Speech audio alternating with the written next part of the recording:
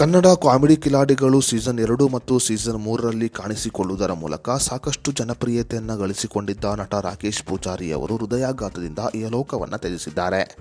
34 ವರ್ಷ ವಯಸ್ಸಿನ ನಟ ರಾಕೇಶ್ ಪೂಜಾರಿ ಅವರು ತಮ್ಮ ಸ್ನೇಹಿತನ ಮೆಹಂದಿ ಕಾರ್ಯಕ್ರಮದಲ್ಲಿ ಭಾಗವಹಿಸಿದ್ದರು.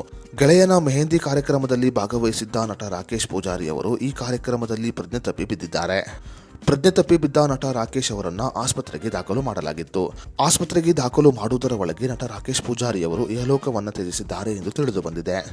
ನಟ ರಾಕೇಶ್ ಪೂಜಾರಿ ಅವರು ಕಾಂತಾರ ಭಾಗ 1ರಲ್ಲಿ ಪ್ರಮುಖ ಪಾತ್ರದಲ್ಲಿ ನಟನೆಯನ್ನ ಮಾಡಿದ್ದಾರೆ.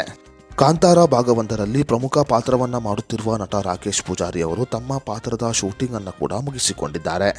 ಕಾಂತಾರ ಚಿತ್ರದ ಶೂಟಿಂಗ್ ಸಮಯದಲ್ಲಿಯೇ ನಟ ರಾಕೇಶ್ ಪೂಜಾರಿ ಅವರಿಗೆ ಹೃದಯಾಘಾತದ ಲಕ್ಷಣಗಳು ಕಾಣಿಸಿಕೊಂಡಿತ್ತು ಎಂದು ಹೇಳಲಾಗುತ್ತಿದೆ. ಹೌದು, ನಟ ರಾಕೇಶ್ ಪೂಜಾರಿ ಅವರು ಕಾಂತಾರ ಚಿತ್ರದ ಶೂಟಿಂಗ್ ಮಾಡುತ್ತಿರುವ ಸಮಯದಲ್ಲಿಯೇ ಆಗಾಗ ಸುಸ್ತಾಗಿ ಕುಳಿತುಕೊಳ್ಳುತ್ತಿದ್ದಾರಂತೆ. ಸ್ವಲ್ಪ ಶೂಟಿಂಗ್ ಮಾಡಿದರೆ ಸಾಕು ನಟ ರಾಕೇಶ್ ಪೂಜಾರಿ ಅವರಿಗೆ ಬಹಳ ಸುಸ್ತಾಗುತ್ತಿತ್ತಂತೆ. ಸರಿಯಾಗಿ ಊಟ ತಿಂಡಿ ಮತ್ತು ನಿದ್ರೆ ಇಲ್ಲದ ಕಾರಣ ನಟ ರಾಕೇಶ್ ಪೂಜಾರಿ ಅವರು ಈ ರೀತಿ ಆಗುತ್ತಿದೆ ಎಂದು ಅದನ್ನು ನಿರ್ಲಕ್ಷ್ಯ ಮಾಡಿದ್ದರು. ಕಾಂತಾರ ಚಿತ್ರದ ಶೂಟಿಂಗ್ಗಳನ್ನು ಮುಗಿಸಿಕೊಂಡ ನಟ ರಾಕೇಶ್ ಪೂಜಾರಿ ಅವರು ನಂತರ ಕಾರ್ಕಳದಲ್ಲಿ ತನ್ನ ಸ್ನೇಹಿತನ ಮೆಹಂದಿ ಕಾರ್ಯಕ್ರಮದಲ್ಲಿ ಭಾಗಿಯಾಗಿದ್ದರು.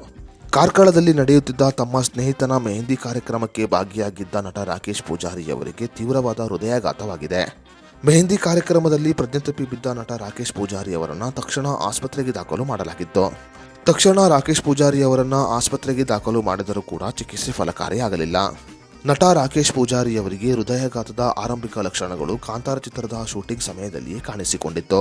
ಆದರೆ ಹೃದಯಾಘಾತದ ಆರಂಭಿಕ ಲಕ್ಷಣಗಳನ್ನು ರಾಕೇಶ್ ಪೂಜಾರಿ ಅವರು ನಿರ್ಲಕ್ಷ್ಯ ಮಾಡಿದ್ದರು ಅಂತ ಹೇಳಿದರೆ ತಪ್ಪಾಗಲ್ಲ. ನಟ ರಾಕೇಶ್ ಪೂಜಾರಿ ಅವರು ತಮ್ಮ ಕುಟುಂಬಕ್ಕೆ ಆಧಾರ ಸ್ತಂಭವಾಗಿದ್ದರು.